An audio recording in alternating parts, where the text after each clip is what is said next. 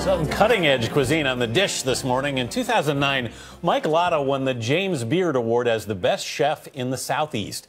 His Charleston, South Carolina restaurant FIG, which stands for Food is Good, has received many rave reviews over the years. This December, he and his partner will open The Ordinary, an oyster bar and seafood hall, and he joins us with his ultimate dish, baked black sea bass and Capers Inlet Clams. Great to have you with us, Chef. Good morning. Thanks for having me. So tell us about this ultimate dish. Well, I'm really passionate about seafood right now. And, you know, the short story here is that this fish, you know, swam in Charleston waters. These clams are harvested in Charleston waters. And when you cook the fish and serve it with the same juice from the clams, you're kind of recreating that environment by serving the fish with the seawater from the clams. It's the sea on your plate. Yeah.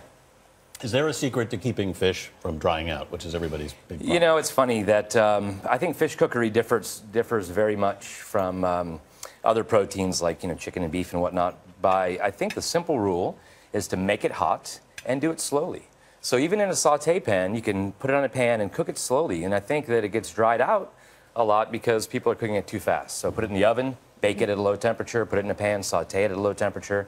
And even if it doesn't get brown or caramelized, it's still going to be fresh and moist. You have such an interesting backstory. You didn't start out pursuing this. You actually were looking at broadcast journalism, studying it. Yeah, I definitely have a face for radio. Wouldn't say that. You know, I actually really enjoyed listening to the radio and DJs when I went to bed. And when I was a kid, I really was just into that culture. It seemed like it would suit me fine.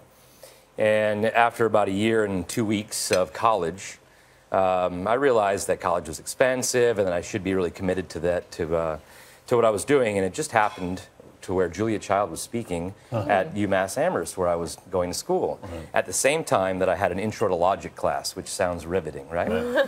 So I skipped my class and went to see her speak. And honestly, this is like back in 1991. She was so captivating and intelligent, and her anecdotes were just like heartwarming and really kind of inspired me to, and I had been cooking and considered it as a career.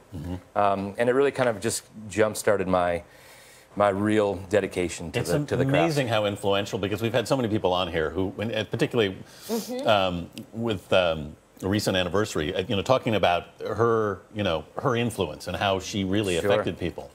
And we meant to ask all of them for their Julia Child impression along the way, but I don't know if you have one. But right, I do, but you're not going to see it. Okay. Right? No. Because that wasn't practiced in the green room. But have a little of your cocktail and then let us know. It seems like every chef has one, but I can do my Dan Aykroyd. No, I'm kidding. I won't do it.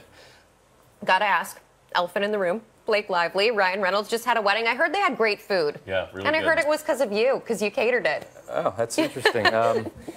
You know, those magazines. Did you hear the food was great too? I don't even know, really. I don't watch a whole lot of TV, so I don't even. I'm really removed from that whole thing, and you can't believe everything you read, I guess. Well, I believe this food is great, and so we're thrilled to have you here, whether or not you prepared a recent wedding meal.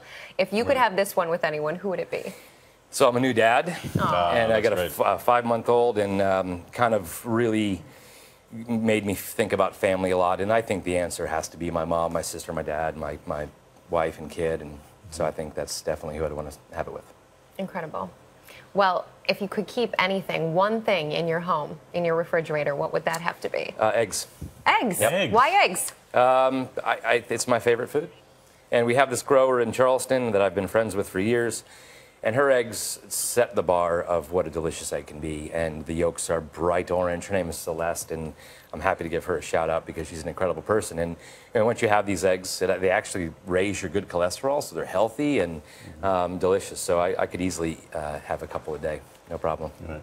Well, we would love it, Chef, if you would sign our dish. It's our little tradition here on the dish.